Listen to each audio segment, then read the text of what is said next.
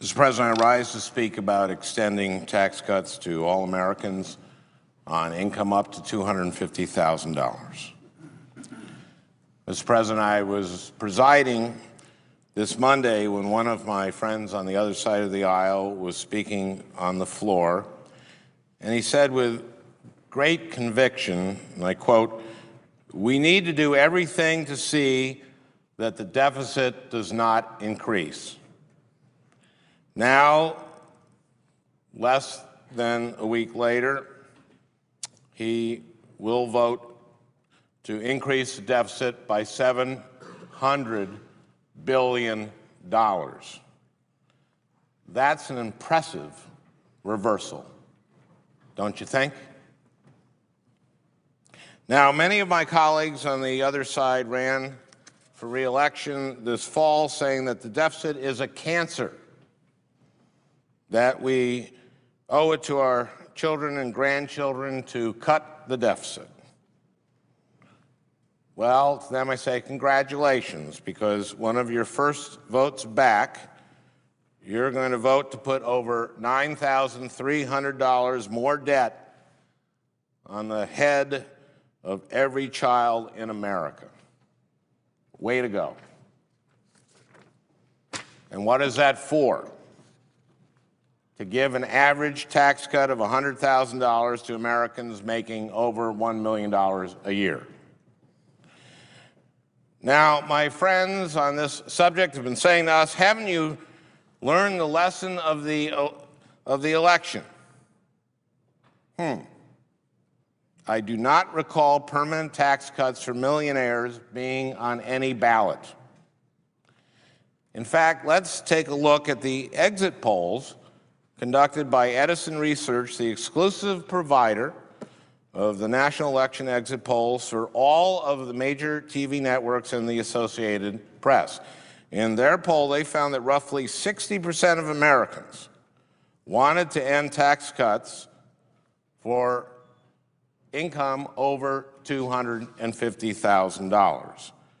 And more recently, a Quinnipiac poll said that only 35% of Americans wanted the Bush tax cuts extended for those for income over $250,000. And of course, the American people feel this way. They know what's been happening over the last 20 years in this country. According to the Economic Policy Institute, during the past 20 years, 56% of all income growth went to the top 1% of households. Even more unbelievably, a third of all income growth went to just the top 1/10 of 1%. The wealthy have done extremely well for themselves over the past 20 years. Unfortunately, this is while the middle class has done decidedly worse. When you adjust for inflation, the median household income actually declined over the last decade. During those years, while the rich were getting richer, the rest of working America was struggling to keep up. We've been growing apart. And the American people know this. And now working Americans are forced to listen to Republicans as they demand everyone needs to share the pain. We're all in this together. The IRS published a study analyzing the tax returns of the wealthiest 400 Americans. Want to take a guess at what their average effective tax rate was? Just over 16.5%. Is that really sharing the pain? Are they really sharing the pain just like everybody else? Now, frankly, I'm a little tired of being lectured by my friends on the other side of the aisle on the deficit. We all know that Bill Clinton inherited the largest deficit in history from George H.W. Bush, and then handed George W. Bush the largest surplus in history. And then George W. Bush nearly doubled the national debt, and also handed Barack Obama the largest deficit in history. And of course, my friends controlled the Congress for most of those Bush years. Now, today we're talking about how to get our economy going and keep deficits down at the same time. And what we're discussing right now is whether to restore the Clinton marginal tax rate on the very wealthiest of Americans. Now, I remember when he raised the tax rate on the top 2%. Republicans said that would kill the economy. Newt Gingrich, remember him? On August 5th, 1993, he said, quote, "I believe this will lead to a recession next year. This is the Democrat machine's recession, and each one of them will be held personally accountable," unquote. Senator Phil Gramm, remember him? He said, quote, "The Clinton plan is a one-way ticket to recession. This plan does not reduce the deficit, but it raises it and puts people out of work." Now, Governor-elect John Kasich said, "This plan will not work. If it was to work, then I'd have to become a Democrat." Congratulations, Ohio, on electing a Democratic governor. 22.7 million jobs and a giant surplus later, George W. Bush waltzes in the office and says, "Hey, we're running a surplus. The people deserve a tax cut." Now, let's recall what he said about his tax cut. He said over and over again, and I quote, "By far, the vast majority of the help goes to those at the bottom end of the economic ladder." Wow, that sounds like the bottom got a vast majority of the tax cuts, doesn't it? They didn't. Actually, the bottom 60% of Americans got just 14.7% of the Bush tax cuts. And the top 1% got 29.5% of the tax cuts, exactly double. Let me repeat that. The top 1% got double of what the bottom 60% got. The results of this new policy, massive deficits. Only 1 million new jobs over the 8 years of the Bush presidency. 1 million compared to 22.7 million during Clinton's 8 years. And now my friends in the minority want to go back to that discredited economic policy. The fig leaf here is small business. They attack us and say that not cutting taxes on the richest Americans will hurt small business. Well, it seems that, to my friends, some small businesses are more important than others. Why did they block us for months on passing the Small Business Jobs Act, which gave tax cuts to small businesses and created a $30 billion line of credit for small businesses on Main Street? Why did they oppose the HIRE Act that gave large tax cuts to small businesses to encourage them to hire unemployed workers? Well, it seems that these aren't the small businesses that my friends are so concerned about. When you and I think about small businesses, we picture the mom and pop grocer down the street, Mr. President, and somewhere in Oregon or Minnesota, or maybe a hardware store or a small precision manufacturing operation. We have a lot of those in Minnesota. We probably think of them as small businesses because they are small. They probably have a few employees, one location, and make a modest but comfortable living doing it. And Republicans are trying to scare us into believing that the grocer and the hardware store owners will shutter their doors and fire people if we return the top 2 tax brackets to their previous levels. But That's simply not the case. In reality, only 3% of small businesses would be affected by this change. Yet you'll hear Republicans tout that these top 3% of businesses make up 50% of the total small business income.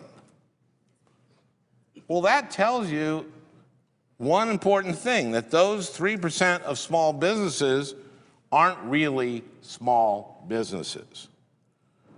Only under the broadest, most arbitrary of definitions are these businesses small.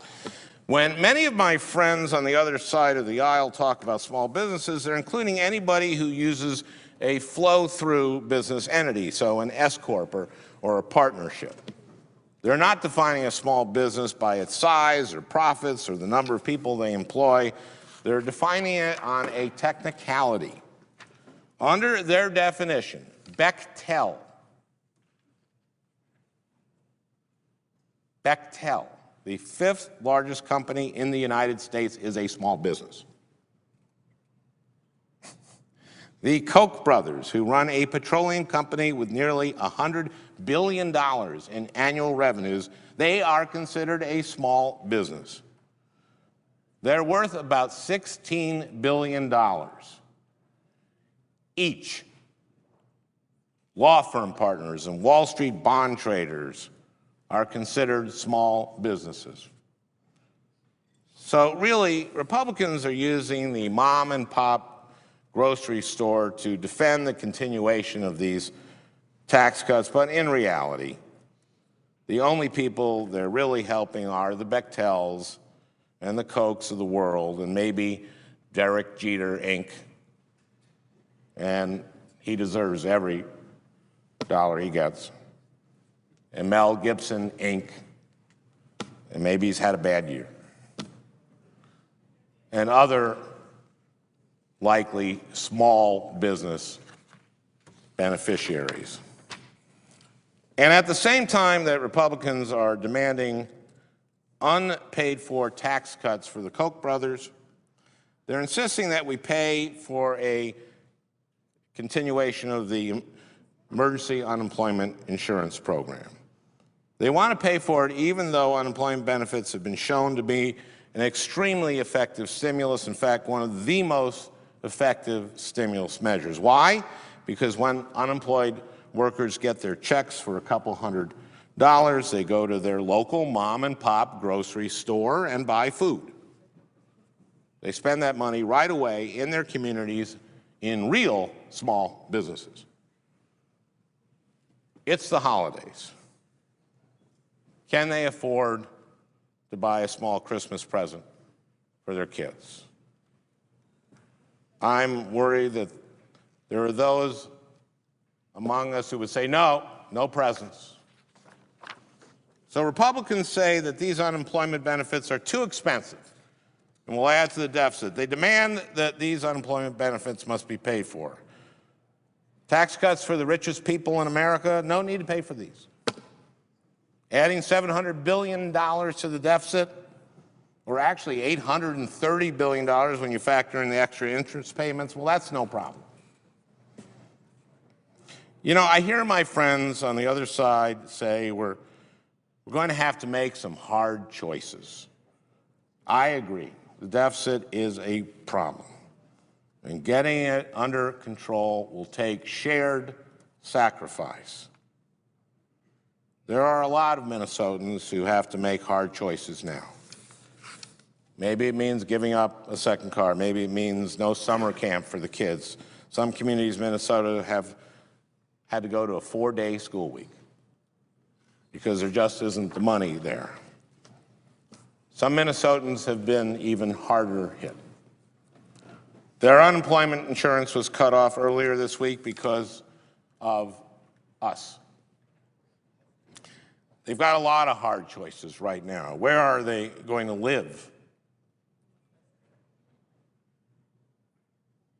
if they can't pay their mortgage or their rent? Choices: food or medicine or heat. How do I give my kids anything resembling a Christmas. These are people who lost their jobs and desperately want to find work. But we can't pass unemployment insurance for them unless it's paid for. But for the owners of Bechtel or Price Waterhouse Coopers, yeah, Price Waterhouse Coopers is a small business, too. Well, for them, the sky's the limit. You know, I'm Jewish. I don't know the New Testament all that well, but I do know Matthew. Truly, I tell you, whatever you did for one of the least of my brethren, you did for me. I went to a union hall not long ago, building trades. A carpenter came up to me. Big, strong guy, rough hands, big, calloused hands. Tears in his eyes. He's gotten just a little bit of work here and there over the last 18 months. He said to me, I never took unemployment insurance before. I hate it. But if it weren't for unemployment insurance, I wouldn't be in my house. Making tough choices means doing one thing and not another. And right now, we are faced with that choice. If we can't agree to help people like that carpenter and his family by continuing emergency unemployment benefits, how can we live with ourselves? How can we think that we're doing our jobs? The choice before us is clear this holiday season. Lend a hand to those who simply can't get by without the help. Or give $100,000 in average tax cuts to people making over $1 million. Where are our values? What are we doing here? It's almost Christmas. We'll be leaving here to go spend time with our families. We've got jobs. We've got great jobs. I think this is the greatest job, trying to make people's lives better back in Minnesota. That's my job. That's my job. So I asked my colleagues, what are we doing here? Thank you, Mr. President.